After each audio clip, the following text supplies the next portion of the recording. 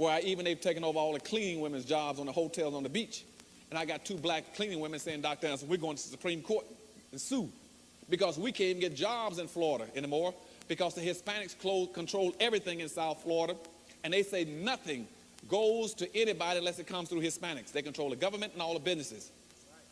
And they changed all the street signs even in the Spanish. And they said, if you don't speak Spanish, you get nothing. And I'll say to myself, don't you all want to learn English? Said, no, we don't want to learn the English. We don't need to learn English. We're in control. If you want to get along in Dade County, you learn Spanish. You see, and our people are not that bright.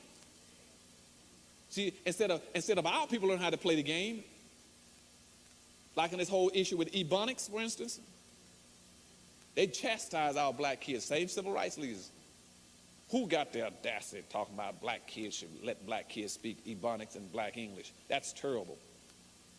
Now, see, that's only said about black folk. You see what I'm saying? And see, it's only said because if you said, no, in our community, if we own and control our own communities, we don't care what black kids speak. See, white folk are upset with black kids speaking what we call black dialect because they want you to purify yourselves so you can, when you come into their community, they want you to speak something that reflects and honors them, their language. But see, they don't tell the Cubans that down in Miami. I'm going to find Cubans in Miami that can't speak a word of English and say they're never going to learn Spanish. I mean, English. Yo te digo en a minute, no habla español. No habla inglés. Poquito es inglés. See, they don't want to learn. They don't want to learn anything.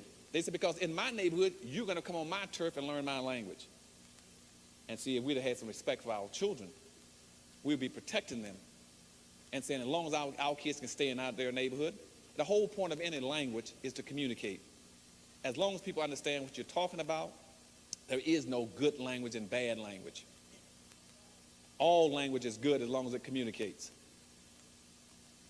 And you got to also understand that language is an index of culture. You allow somebody to put the bad mouth on your language, they're putting a bad mouth on the people that language represents.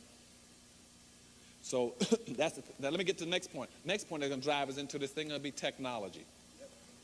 Technology is not your friend. I don't care who tells you that. I know okay?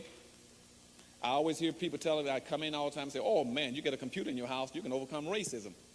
Don't you buy that? Don't you believe that?